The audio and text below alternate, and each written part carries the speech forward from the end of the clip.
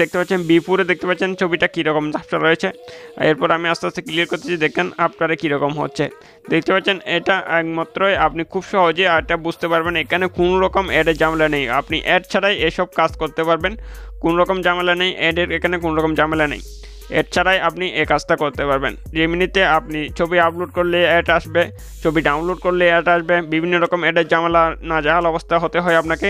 এই অ্যাপসের মাধ্যমে আপনি কোনো রকম অ্যাড ছাড়াই আপনি এই কাজটা করতে পারবেন।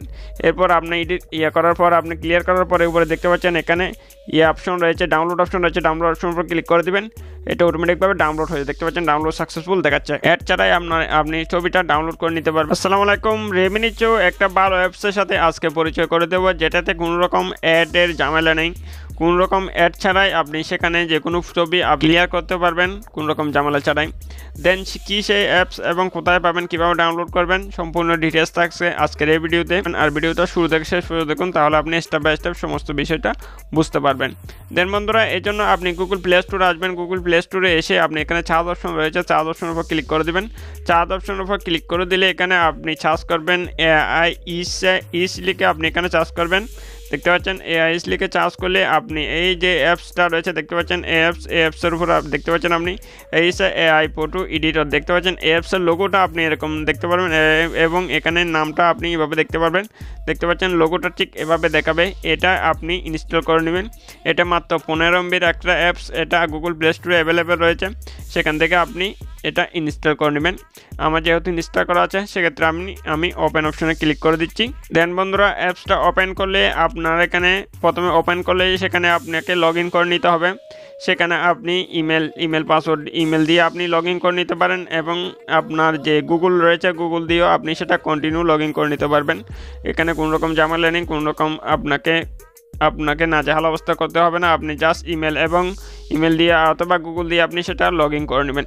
লগ ইন করে নেওয়ার পর আপনি এরকম ইন্টারফেস দেখতে পারবেন। দেখতে পাচ্ছেন এখানে অসংখ্য ফিচার এবং অসংখ্য রয়েছে। দেখতে পাচ্ছেন এখানে এখন যে কোনো ছবিকে আপনি করার জন্য ক্লিয়ার করার জন্য দেখতে পাচ্ছেন এদিকে যে একটা অপশন রয়েছে দেখতে পাচ্ছেন, এই অপশনের উপর আপনি ক্লিক করে দিবেন।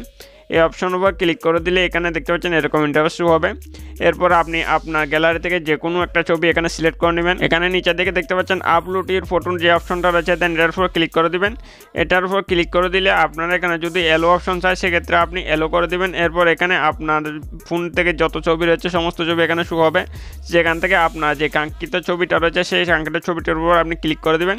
দেন মনে করেন আমি এই ছবিটার উপর ক্লিক করে দিচ্ছি। দেখতে পাচ্ছেন ছবিটা এখানে আপলোডিং হচ্ছে। বন্ধুরা, এখানে কোনো রকম অ্যাডের ঝামেলা নেই। এখানে কিন্তু রেমিনির চেয়েও ভালো ছবি আপনি করতে পারবেন, ক্লিয়ার করতে পারবেন। এখানে কোনো রকম ঝামেলা নেই, কোনো রকম আপনাকে অ্যাডের ঝামেলা পোখাতে হবে না। আমি একটু করে দেখতে পাচ্ছেন বিপুরে দেখতে পাচ্ছেন ছবিটা কীরকম ঝাপসা রয়েছে। এরপর আমি আস্তে আস্তে ক্লিয়ার করতেছি, দেখেন আপনারা কীরকম হচ্ছে।